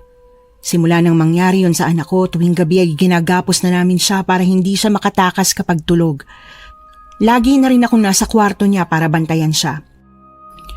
Isinabit ko ang halamang matitinik na pangontra sa aswang sa bintana ng kanyang silid at pinalibutan ko rin ng asin ang bawat sulok ng kwarto. Naglagay na rin ako ng walis tingting para kung may sumugod ulit, meron akong pangontra at panghampas. Ilang araw ang lumipas, hindi na kami ginambala pa ng aswang. Naisip naming epektibo nga ang mga pangontrang sinabi ng albularyo. Ilang araw akong hindi nakapasok kaya naggayak na ako para muling tumanggap ng labada kay Sir Benji. Pero bago ako makaalis, nagpumilit si Debbie na sumama sa akin. Nakita ko namang magaling na siya. At dahil alam kong marami na namang natambak na labahin, kaya pumayag na akong sumama siya. Oh, mag-iingat kayo ha. Susunduin ko ulit kayo rito. Dina, dala mo ba yung mga pangontra? Dala ko, huwag ka na mag-alala. Debbie, ayos ka na ba? Sigurado kang kaya mo na? Kaya ko na po pa. Dapat kasi hindi ka na sumama Alam niyo naman pong inspirasyon ko si Sir Bernie. Nabubuhay ang pagkatao ko kapag nakikita ko siya. Ewan ko sa'yo! Sinama lang kita rito ako dahil malamang marami na tayong lalaban dahil ilang araw tayo hindi nakapaglaba. Alis na ako. Huwag kang magpapagod, Mike ha. Halos hindi mo pa nabawi yung katawan mo simula nung sinalakay tayo nung aswang. Huwag kang magpapakapagod. Sakitin ka pa naman at hikain. Ako pa ba? Sige na, aalis na ako. Ding-dong! Hoy, isang pindot lang. Nakakahiya ka talaga. Sir Bernie! Oh, kumusta na kayo? Ilang araw din kayo hindi nakapunta rito Pasok kayo. Namiss nga kita, sir Ay, syempre, namiss ko rin kayo. Teka, paano yung sugat mo sa leeg? Wala po to. Nandito na kayo. Makakapaglaban na ba kayo ng tuloy-tuloy? Sa tingin ko, oo. Mukhang ayos naman na tong si Debbie Ano ho bang nangyari sa inyo? May aswang po kasing gustong kunin si Debbie kaya binantayan po muna namin siya hanggang sa maging maayos na po yung lahat. Alam niyo ng patakaran ha. Walang pag-alagala para hindi tayo magkaroon pa ng problema. Baka habulin na naman kayo ng aso. Siya, mauna na muna ako. May aasikasuhin din ako sa loob Ay, ako rin. Teka, Debbie. Alam mo, siguro dapat palagi mo tong suot. Quintas? Ibibigay ko na yan sa'yo. Bigay yan sa akin ng magulang ko. Bilang pananggalang sa mga masasamang elemento o aswang. Naniniwala kasi sila ron Talaga? Ibibigay mo lang sa akin? Ay bakit naman hindi? Kung makakatulong yan sa'yo. Ay, hindi na po sir. Ayos lang po. Ibalik mo na yan, Debbie. Bakit naman po, ma? Bigay nga po sa akin to ni sir Hindi mo ba narinig si sir? Bigay pa yan ng mga magulang niya. Sauli mo na. Hindi po, ayos lang. Debbie, sa'yo na yan Magiging protection mo yan. Salamat po. Wala na akong nagawa ng tanggapin ni Debbie ang bigay ni Sir Benji. Simula nang makita ko kung paano tumingin si Sir Benji sa aking anak, Masama na talaga ang kutob ko sa kanya. Hindi naman sa pagiging mapanghusga, pero hindi naman kasi namin sila kilala ng lubusan. Akala ko ay magiging maayos na si Debbie, pero isang gabi, parang hindi na tumatalab ang mga pangontrang nakalagay sa bahay namin dahil inatake na namang muli si Debbie. Muntikan na naman siyang makalabas ng bahay kung hindi ko lang siya naabutan. Agad kong sinabi yon kay Mike kaya napigil namin siya. At kinabukasan nga mismo, nag-report na rin ako kay Sir Benji ng sitwasyon at nag-alok siya ng tulong na doon muna kami tumira sa kanila para hindi na kami balikan ng aswang. Sa sobrang desperado kong mailigtas si Debbie, maging ang dalawa pa naming anak, ay pumayag ako. Maraming salamat Sir Bernie sa pagpapatuloy sa amin. Walang problema. Aalis naman ako at mawawala ng ilang araw. Si Yayaritz ang kasama nyo rito. Ligtas kayo rito. Sige, mauna na ako ha. May flight pa kasi akong pupuntahan. Baka maiwan ako ng eroplano. Pero gabi na po May masasakyan pa po ba kayo? At saka delikado po ang daan dito. May sasakyan naman po ako. Huwag po kayo mag-alala. Ay, sige na. Lumakad ka na kung saan ka papunta. Diyan lang kayo Sasamahan ko lang siya sa may gate. Dina, ang anak mo bantayan mo. Wala dapat masirang mga gamit Opo. Sus, ano ka ba, Yaya? Okay lang. Walang kaso sa akin. Siya, tara na. Ingat ka, baby ko. Boss Bernie. Ingat ka rin. See you soon. Bye. Ari ko nangungurot na naman Ay, magtigil ka nga sa paglalandi mo. Umayos ka na. Tulungan mo ko ayusin yung guest room na pinahiram ni Sir Bernie sa atin. Sa unang gabi namin sa bahay ni Sir Benji, naging maayos naman ang lahat pero pagpatak ng pangalawang gabi, nawala na naman sa tabi ko si Debbie. Agad akong tumayo at sinabi yon kay Mike. Hinanap namin siya at nakumpirma naming inaatake na naman siya ng pagkontrol ng aswang dahil nakita naming nakabukas na ang pintuan ng guest room. Nagmadali kaming lumabas at ginalugad ang second floor kung saan kami natutulog pero wala siya. Kaya bumaba na kami sa unang palapag. Nasaan na naman siya? Napakalawak ng bahay ni Sir Bernie, mahirap siyang hanapin dito. Gisingin mo kaya si Ate Rita para matulungan tayo. Sinilip ko na siya sa kwarto niya, wala siya roon. Wala siya. Saan naman siya pupunta ng ganitong disoras ng gabi? Umalis ka na, pakiusap. Alis na. Si Ate Rita yun na. Parang to sa likod bahay nang gagaling ang ingay. Puntahan na natin, bilisan mo. Pakiusap, huwag mo siyang sasaktan. Maawa ka sa bata. Ate Rita, anong nangyayari? Debbie! Diyos ko, nakahandusay na naman siya sa lupa. Nagpakita ka rin ng malapitan, aswang ka. Akala mo hindi kami handa. Tignan natin kung hindi ka masaktan sa holy water. Ano, lalabang ka? Naku, kanina ko ba siyang tinataboy pero ayaw niya umalis Patulong na lang pong hilahin si Debbie sa may gilid. Oo, sige. Aalalayan ko mga paa niya. Ang sakit ng dila niya. Akala mo uurungan kitang aswang ka. Hindi! Umalis ka rito! Hindi mo makukuha ang anak ko. Hindi, kahit kailan! Ay, nakatakas na siya. Siguradong hihintayin niya ang mga sugat na gawa ng holy water. Pumasok na tayo. Baka bumalik pa siya. Ako na magbubuhat kay Debbie papasok. Nanariwa na naman ang sugat niya, Mike. Talagang hindi tayo tatantanan ng halimaw na yon. Kahit saan tayo magpunta, palagi siyang sumusunod. Binantayan ko ulit si Debbie hanggang sa mag-umaga. Saglit lang akong nakaidlip dahil natatakot akong baka maglakad na naman siyang tulog. Pagkagising niya ay hinang-hina siya dahil siguro sa maraming dugong nawala sa kanya. Ang sabi kasi ni Ate Rita, nakita niyang naglalakad si Debbie kaya sinundan niya. Tapos ay huminto ito sa likod bahay at kitang-kita niya kung paanong ipinaubaya ni Debbie na sipsipin ng aswang ang dugo niya. Kaya dali-dali daw siyang lumapit para itaboy ang aswang. Isang araw, kinausap na ako ni Ate Rita ng masinsinan. Tina, hindi naman sa pinagtatabuyan ko kayo pero gusto ko umalis na kayo rito. Bakit naman ho? Kung nasundan na kayo ng aswang, ibig sabihin, delikado na rin ang buhay ni Debbie dito. Natuntun niya na kaagad kayo, kaya umalis na kayo rito. Pero si Sir Bernie po nagpatuloy sa amin dito. Tsaka, hindi pa po ako magaling Nung sabi niya sa akin nung kaming dalawang magkausap, wag akong aalis kung hindi pa ako magaling. Hindi na nga rin ligtas dito, Debbie. Halos atakihin ako sa puso nung muntik ka nang patayin. Paano kung bumalik yun dito? At pati si Bernie? Anak, tama si Ate Rita. Huwag na nating idamay sina Sir Bernie mo dito. Umuwi na lang tayo sa atin. Ayoko po. Hihintayin ko dito si Sir Bernie. Siya nagpatuloy sa akin kaya sa kanya lang din ako makikinig kung paalisin ba ako o hindi. Ano ba, Debbie? Huwag matigas ang ulo mo, nakakahiya sa kanila. Pinatuloy na nga tayo tapos ganyan pa. Pasensya ka na, Ate Rita. Hayaan mo at mag-iimpake na kami. Ayoko po sumama. May iiwan po ako dito. Ako hindi na ako natutuwa sa katigasan ng ulo mo, ha? Uuwi na tayo. Bilisan mo na. Ayoko nga po. Dito lang ako. Debbie, bumalik ka nga rito. Abay, kung makapag-walk out ka, kala mo, parang bahay mo ito, ha? Pasensya na po kayo sa inasal ng anak ko. Ganyan lang po talaga yan. Kapag gusto niya, kailangan masunod. Kung ganyan ang anak ko, inakalbo ko na yan.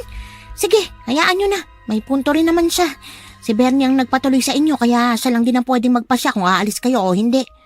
Sino ba ako para magpaalis sa inyo Trabahador lang din ako dito. Ang sa akin lang, kapakanan nyo rin ang iniisip ko. Pasensya na kayo Kami pong dapat humingi ng pasensya dahil sa pangiistorbo po namin. O siya, marami pa akong gagawin Iwan ko na muna kayo Hinayaan na kami ni Ate Ritang tumira ng ilang araw pa sa mansyon. Gabi-gabi nagpapalitan kami ng aking asawa sa pagbabantay kay Debbie. Pero ang nakapagtataka, mentras pinipilit namin siyang umuwi na kami, mas lalo siyang nararatay sa higaan. Bumalik si Mike sa albularyo para humingi ng tulong pero binigyan lang siya ng ilang mga dagdag pangontra at paalala. Ay, umaga na naman. Salamat at hindi sinumpong si Debbie kagabi. Nakatulog din kami kahit papaano. Ay, nako, kailangan ko palang tanungin si Ate Rita kung ilang kwartong aalisan ng kortina para labhan. Nasaan na kaya siya? Ate Rita? Ate Rita! Tigilan mo ng ginagawa mo. Mapapahamak ka lang dyan sa naiisip mo. Boses ni Ate Rita yun Sa kwartong yun ang gagaling. Sino kayang kausap niya? Bumalik na ba si Sir Bernie? Buksan ko nga ng konti. Madilim ang paligid, walang bago. Ganito palagi ang silid nila. Tumigil ka na! Utang na loob, itigil mo na ito! Umalis ka na rito! Sino kausap ni Ate Rita? Bakit parang nag-aaway sila? Hindi ko makita, napakadilim pero... Ano yun? May nagliliwanag sa dilim. Teka, pares pa yun ang mga mata. Meron siyang mahabang dila na parang ahas na nagliliwanag din. Ang dalawang tulis ng dila, parang karayom na sumasayaw sa hangin. Ano ibig sabihin nito? Ibig bang sabihin? Kilala ni Ate Rita ang halimaw. Nakakatakot. Kailangan ko na umalis dito. Kapag minamalas ka nga naman, natabi ko pa tong figurin na ito. Sino yan? Takbo na, Dina! Hindi na ako nakapalag nang may pumulupot na malagkit na bagay sa akin na sa tingin ko ay mahabang dila ng halimaw. Hinila niya ako papasok sa silid. Pilit kong nilalabanan sa pamamagitan ng paghawak sa pintuan pero hindi ko na kinaya. Ang huli kong naramdaman ay ang pagtulos ng kung anumang bagay sa aking leeg bago ko panawan ng ulirat. Pagmulat ko ng mga mata ko, nasa loob pa rin ako ng silid pero nakabukas na ang ilaw. Nakatali ako sa isang upuan at hindi kagaya ng ibang mga kwarto, walang ibang gamit sa silid na yon, kundi ang bangkong plastik na inuupuan ko lang. Tulong! Tulungan ninyo ko! Mike! Debbie! Tulong! Dina, nasaan ka? Nandito ako, Mike! Mike! Dito! Nakatali ako! Tulungan mo ako! Dina! Dina! Anong ginagawa mo rito? Bakit ka nakatali? Sino may gawa nito? Nasaan si Debbie? Bakit ang dalawang bata lang ang kasama mo? Kailangan na nating umalis dito! Ano bang nangyayari? Naguguluhan ako! Patay ang ilaw! Muli na naman akong hinimatay. Nang magising ako, nakita kong nakagapos na rin ang mag-aama ko pero wala si Debbie. Pinilit kong gisingin ang aking asawa sa pamamagitan ng pagsipa sa kanya.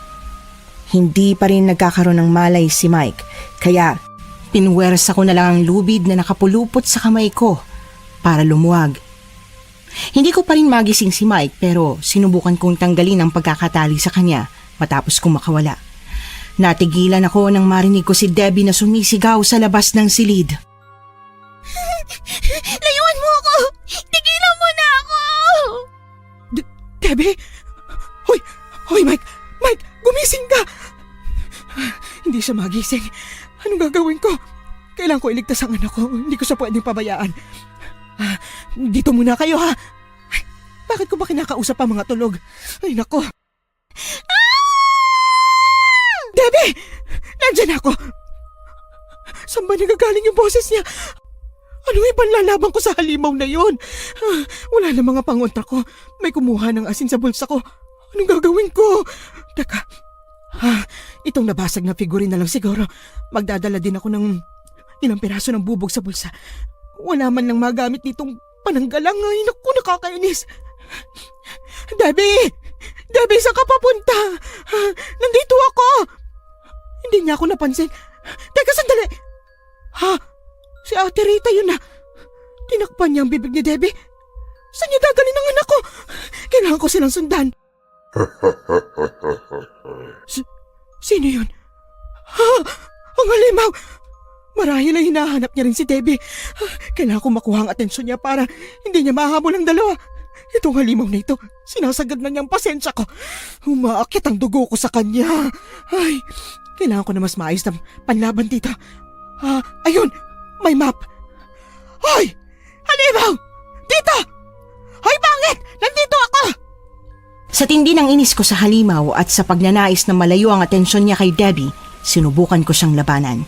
Sumugod siya at nilatigo ako gamit ang kanyang dila. Sinubukan kong iwasan at sanggain ang mga atake niya sa pamamagitan ng mop. Nang makalapit siya ay hinampas-hampas ko sa kanya ang mop na para akong nagpapastol ng mga pasaway na baka. Habang nilalabanan siya ay panay ang dasal ko sa isip ko na sana'y matalo ko siya. Natusok niya ako sa leeg pero inilabas ko ang piraso ng figurine at sinugatan ng dila niya. Narinig ko siyang humiyaw sabay bawi ng dila. Akala mo Sige, lumapit ka pa! Dina! Mike, salamat naman at gising ka na. Akala ko paninindigan mo ang pagtulog eh. Tulungan mo na ako rito.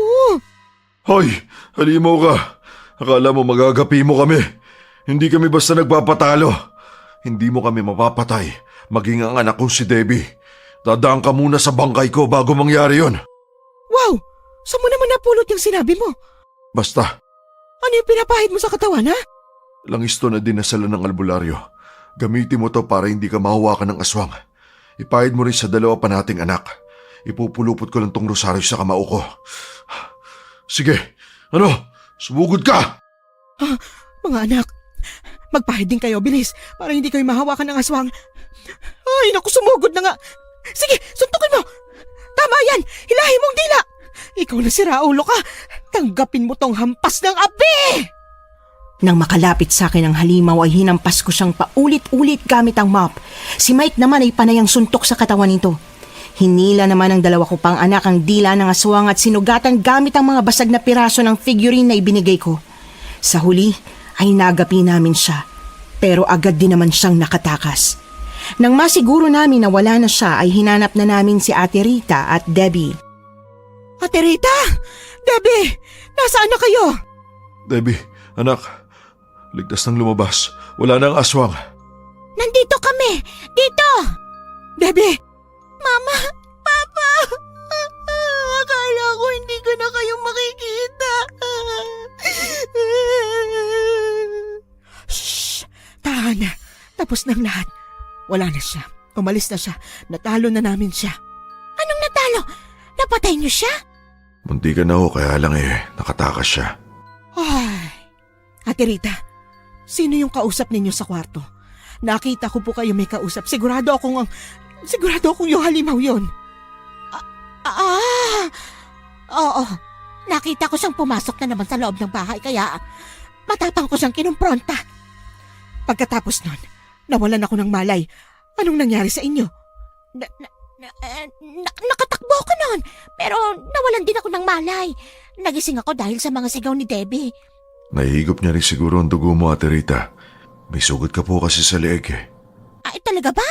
Hindi ko na naramdaman. Pasensya na po kayo at nadamay pa kayo sa gulo ng pamilya namin. Pero okay na. Sigurado akong hindi na yung babalik. Mabuti naman at buhay tayong lahat. Alam kong mahihirapan kayong makatulog pero kailangan na nating magpahinga. Pumasok na kayo sa guest room. Siguraduhin yung nakalak ng mabuti ang pinto ha, para hindi pasukin sakaling bumalik yung halimaw. Ganon din ang gagawin ko. Ito, Ate Rita, may langis pa ako natira. Ipahid mo sa katawan para hindi ka mahawakan ng aswang. Salamat. Nang sumunod na araw, nabigla na lang kami sa sinabi ni Ate Rita, pero nauunawaan namin siya. Pinayuhan niya kaming umalis na ng bahay na yon. Ibinigay niya ang huling sweldo naming mag-ina at dinoble pa ito. Ang sabi niya ay ayaw niyang mapahamak ang alaga niya at ayaw na rin niya ng gulo. Pumayag kami sa sinabi niya at katakatakang hindi na tumutol pa si Debbie. Umuwi na kami ng bahay at ipinagpatuloy pa rin ang gawain namin na pagsusunog ng goma tuwing gabi. Sobrang baho ng goma. Sumasakit na ang ilong ko. Ako na nga dyan. Mamaya magkasakit ka na naman. Alam mo, napansin ko nung sinusugod tayo ng halimaw, hindi ko naramdaman ang mga sakit ko. Pero ngayong wala na siya, parang nagkakasakit na naman ako. Gusto mo bang bumalik na lang yung aswang para hindi ka na maging sakitin? Hindi na no. Mas okay na ako sa ganito. Ma, Pa, kain na po tayo. Tapos na ako magluto. Ay, may isa pang himalang nangyari Naging masipag ng anak natin. Siyempre po. Tara na po, kain na tayo. Tapusin lang namin tong pagsusunog ng goma at baka bumalik na naman yung aswang na yun. Aba, hindi ko siya uurungan kahit inuubo ako. May isa pa akong napansin kay Debbie Bigla siyang sumunod sa atin nung paalis na tayo sa bahay ni Sir Bernie. Hindi siya nag-inarte na may sakit pa rin siya. Sayang at hindi na natin sila madadalaw.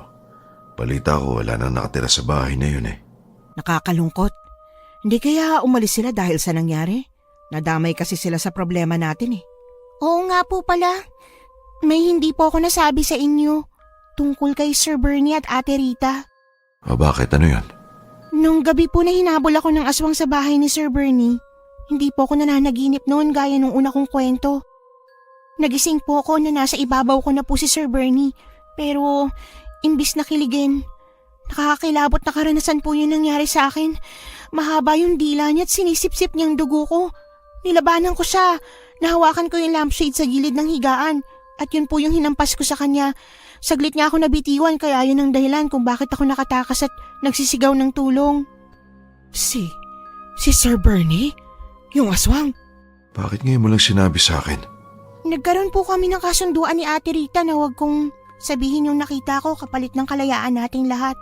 Ang sabi niya, kung gugustuhin ng alaga niya, kaya niya po tayong tapusin pero kung mananahimik ako, wala rin siyang gagawin na ikakapahamak natin. Ang matandang yun! Ginagalang ko pa naman siya nung nakita ko siya sa kwarto na may kausap. Hindi talaga ako nakontento sa kwento niya pero pinaniwalaan ko na lang dahil sino ba ako para manghusga, diba? Pero ngayon, totoo pala talaga ang hinala ko. Nagsinungaling din siya sa mga dahilan niya para pagtakpan ng sikreto nilang mag-amo. Pero kung siyang agitot na tinutukoy ng albularyo sa akin, bakit kanya gustong patayin? May ginawa ka bang masama sa kanya bukod sa pagpantasyahan siya? Ha, Debbie? Si Papa naman, binabalik pa talaga ang mga ginawa ko. Kinikilabutan po tuloy ako kung bakit ako nagkagusto sa kanya. Makulit ka rin kasi Di ka nakikinig. Ngayon ko lang naisip na ang pinoprotektahan niya pala ay hindi tayo, kundi ang alaga niya. Narinig ko po palang nag-uusap sila nung isang gabi. Nagtatalo silang dalawa. Galit po pala si Sir Bernie sa mga babae dahil maraming beses na siyang naagawan ng nobyo. Pinagpapalit siya sa mga babae ng mga minamahal niya. Ibig sabihin, hindi siya tunay na lalaki? Nasira nga talaga ang pangarap mong bata ka. Ayan kasi puro ka pagpapantasya. Oo nga po pala. Next year po, babalik na ako sa pag-aaral. Gusto ko pong graduate para naman hindi na po ako pabalik-balik ng high school. Ay, mabuti naman at naisipan mo makagraduate. Mahirap din ang paulit-ulit ng grado. Matuto kang mangarap. Huwag kang aasa sa yaman ng iba kung gusto mo talaga ng magandang buhay. Dapat anak, sa iyo magsimula ang pangangarap. Hindi solusyon ang pag-aasawa para lang makatakas sa kahirapan. Oo na po. Marami kaming natutunan dahil sa karanasan namin yon. Pero ang ikinatuwa ko, malaki ang naging pagbabago ni Debbie sa buhay niya. Nagsumikap siya sa pag-aaral at kapag walang pasok ay tinutulungan niya ako sa paglalabada. Napagkasundoan naming pamilya na anuman ang naranasan namin ay hindi na namin ikukwento pa sa iba. Kahit naman siguro ikwento namin ay wala namang maniniwala. Basta ako, masaya na dahil magmula noon, namuhay ang aming pamilya na masaya kahit salat sa pinansyal na aspeto. Sama-sama kaming nangangarap na palang araw, makakatira rin kami sa magandang bahay, kahit hindi mansyon. Na natupad naman nang makapagtapos na sa pag-aaral ang aming mga anak. Talagang iginapang naming mag-asawa ang kanilang pag-aaral sa tulong na rin ng mga scholarship ng gobyerno. Bago sila bumuo ng kani-kanilang pamilya, inuna muna nilang ipaayos ang munti naming bahay. Sa ngayon, hindi na ako naglalabada sa iba. Sa mga anak ko na lang ay ubos na ang oras ko sa paglalaba. Masaya ako sa buhay na meron ako ngayon. Labandera pa rin ako, oo, pero sa mga anak ko na lang. At ni minsan, hindi ko ikinahiya ang hanap buhay na yon dahil yon ang dahilan kung bakit maginhawa ang buhay ng mga anak ko ngayon. Nagustuhan niyo po ba ang ating kwento ngayong araw? Kung oo ang sagot at hindi mo pa nagagawa, aba, subscribe na! Click the notification bell ha, para updated ka sa tuwing maglalabas kami ng bagong kwento. Click like at mag-iwan na rin ng comment. Masayang-masaya ako tuwing nagbabasa ng messages mula sa inyo. At kung may sarili kayong karanasan na gusto nyong ibahagi sa amin, email lang sa missanhorrorstories@gmail.com. Dire-diretso lang, missanhorrorstories@gmail.com. Malay nyo, sa susunod, yung kwento na ninyo ang binabasa namin para sa ating mga tagapakinig. Hanggang dito na lang muna at maraming salamat sa inyong panonood.